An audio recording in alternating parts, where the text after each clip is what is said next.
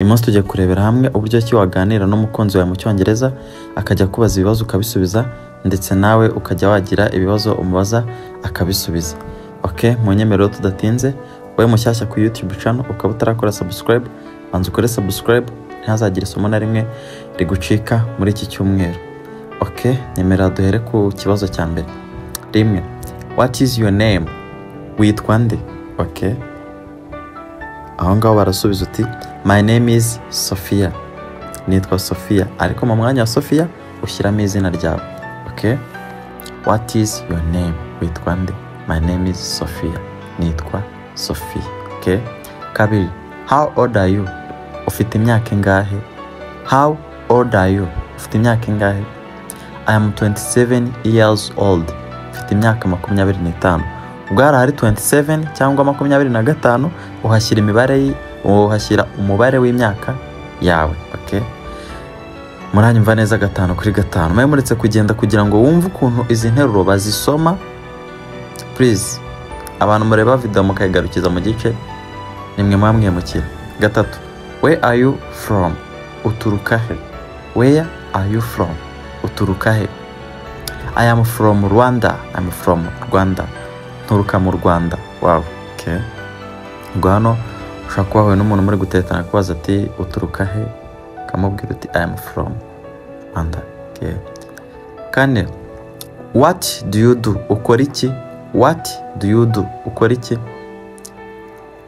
I am journalist. Kuri kane hari akubururu, ndi umunyamakuru.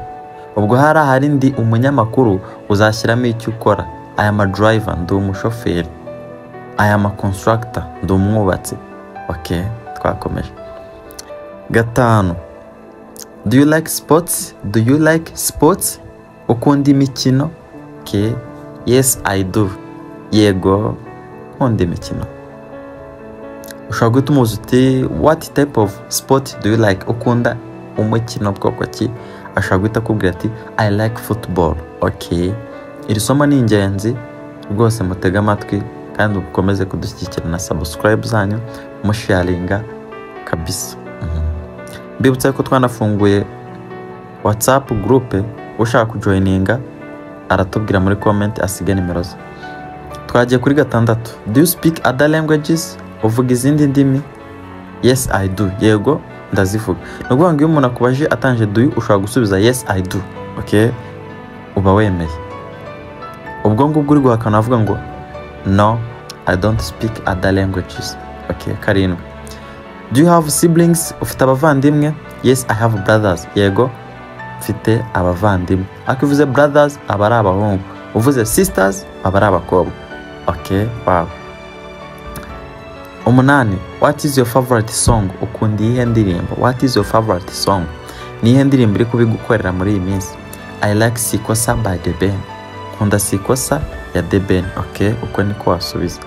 Mujye musubiza neza rwose abantu babone muri abasirimu, muvuga icyongereza abantu bavuga ati kabisa. Niba kubaza uti wacyube ari mu kazi. 9, do you like cooking? Ukunda guteka? Yes, I do. Yes, I do. Nakubwiye ngo iyo bakubaje ikibazo batanje do you, wowe ugiye kugisubiza uravuga yes, I do. 10, do you like reading? Ukunda gusoma? Ako n'abantu badakunda gusoma ntago ari umuco mwiza, umuntu wese akaba yakunda gusoma. Do you like reading? Ukunda gusoma? Of course I do. Ntago hano ari ugusoma amacupa n'ibiki, ni ugusoma ibitabo.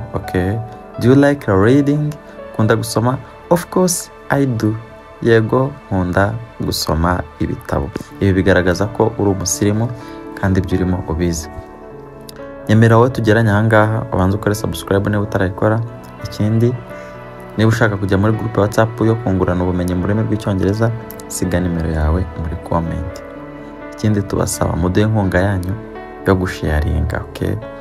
Mudutere inkunga yo gusharinga bisubiyemo. Kugira ngo nyine mukomeze kudushyigikira. Turabakunda cyane, twizere ko namwe ari uko mudukunda kuko tubazanira amasomo y'ingenzi kandi mukenera mu buzima bwa buri munsi. Turabakunda.